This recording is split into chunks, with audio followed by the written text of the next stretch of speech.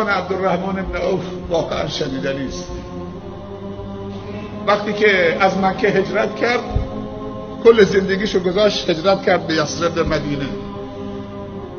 نه خانه‌ای داشت، نه سرپناهی داشت، نه چیزی برای خوردن داشت.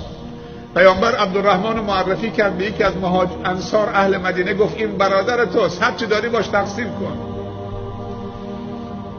اون انصاری به برادر مهاجرش عبدالرحمن ابن عوف گفت که برادرم، من 2 خانه دارم، هر کدوم تو میخوای مال تو باشه.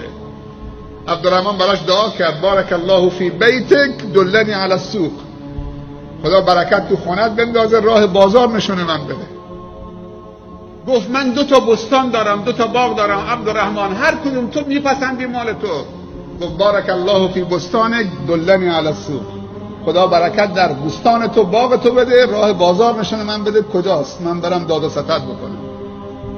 وقتی پیامبر صلی الله علیه و سلم عفت نفس عبدالرحمن رو شنید که مهاجره با پای برهنه و دست خالی آمده هجرت کرده به خاطر خدا و رسول خدا، اینقدر عفت نفس و عزت نفس داره که راه بازار نشونه من بده، تنبلی نمیخواد، مفخوری نمیخواد، دعای برکت در رزق و روزی و عمر عبدالرحمن کرد پیامبر صلی الله علیه و سلم. به جایی رسید که عبدالرحمن میگه که دیگه نمیتونست شتراشو بشماره، گوسفنداشو بشماره، نمیتونست درهم و دینارشو بشماره. به جایی رسید که از برکت دعای رسول الله صلی الله علیه و سلم میگفت اگر پام به سنگی برخورد میکرد که سنگ جا به جا میشد، انتظار داشتم که زیر اون سنگ یک گنجی برای من باشه. سبحان الله. ولی وقتی به این مال رسید، مال تو قلبش قرار نداد که اینطوری نگه بداره، دستشو اینطوری کرد. ایام سپری شد تا اینکه رسول الله صلی الله علیه و سلم به رحمت خدا رفت. بعد از وفات رسول الله صلی الله علیه و سلم و بعد از حیات نورانی و مبارکش، یک روزی 700 تا شتر قافله، شهر مدینه در قحطی بود، تنگنا بود، مواد غذایی کم بود، مردم نیازمند بودن، مشکل داشتن. در همین اثنا، در تنگنایی شدید، اهل مدینه و اطراف مدینه قافله 700 تا شتری عبدالرحمن ابن عوف، سبحان الله، 700 تا شتر قطار از شام می آمد، تمام مایحتاج شهر مدینه و اطراف مدینه بار بود، حمل بود. ام المؤمنین عایشه دید که گردبادی طوفانی اطراف مدینه بلند شده. جوانی رو طلبید، گفت پسرم برو اطراف مدینه نگاه کن، این گردباد مال چیه، این طوفان، این گرد و غبار مال چیه، نه که طوفانی داره میاد. دوید رفت، وقتی برگشت گفت یا اما، ای مادر، این گردباد نیست، طوفانم نیست، این گرد و خاکی که برپا شده قافله 700 تا شتری عبدالرحمن ابن عوفه. تمام آذوقه ها و مایحتاج و نیازهای شهر مدینه و اطراف مدینه باره حمله داره میاد. این گرد و خاک ها مال قافله 700 شتری عبدالرحمن ابن عوفه. کسی که وقتی وارد مدینه شد هجرت کرد با لباس تنش بود، نان خوردن نداشت و عفت نفس و عزت نفس داشت، رفت تو تجارت. الان یک قلم قافله تجاریش 700 تا شتر در اون زمان. گفت پسرم برو عبدالرحمن رو از زیر زمین، زیر سنگ پیدا کن بیارش، اینجا کارش دارم. عبدالرحمن بره قافلهش رو تحویل بگیره یا بره حرف مادرش رو گوش بده؟ اگه من و شما بودیم کدوم یکی رو؟ کل دلالا و تجار مدینه و سمسارا همه رفتن بیرون، هر کسی 50 تا شتر گرفته، این مال من، جدا کرده از شترها، از قافله. عبدالرحمن رو پیدا کرد، گفت برو که مادر تو رو طلبیده. ام المؤمنین عایشه رضی الله عنها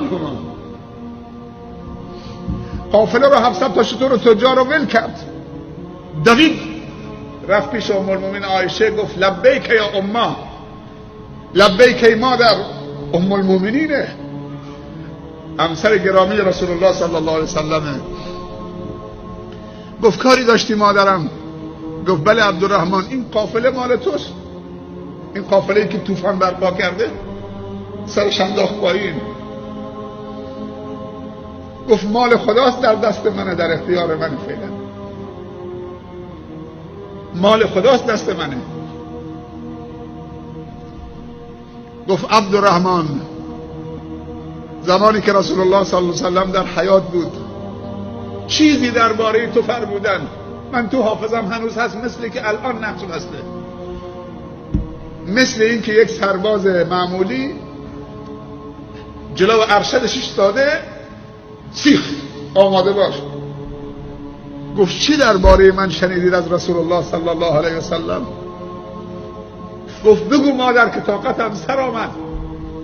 گفت شنیدم که رسول الله صلی الله علیه و سلم فرمودن یدخل عبدالرحمن ابن عوف الجنة حبا. گفت مادر خودت شنید از دهان رسول الله صلی الله علیه و سلم؟ گفت بله. عبدالرحمن زد زیر گریه.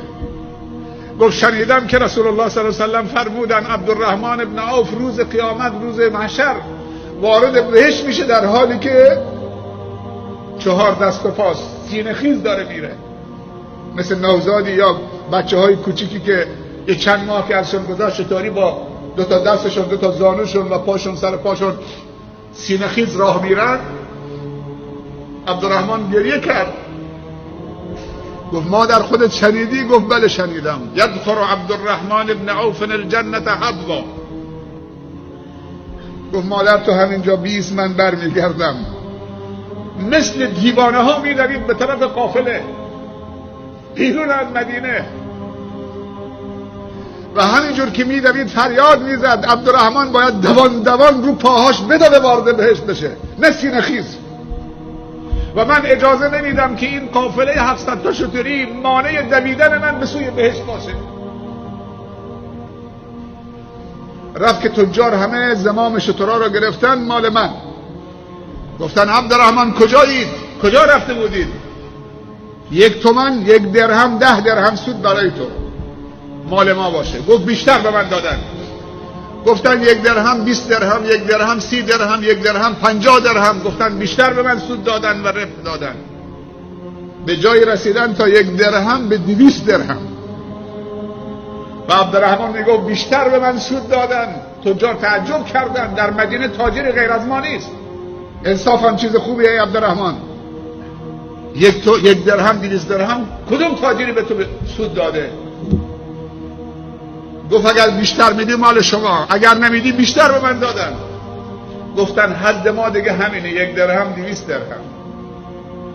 عبدالرحمن خدا رو گواه گرفت و همه تجار رو گواه گرفت.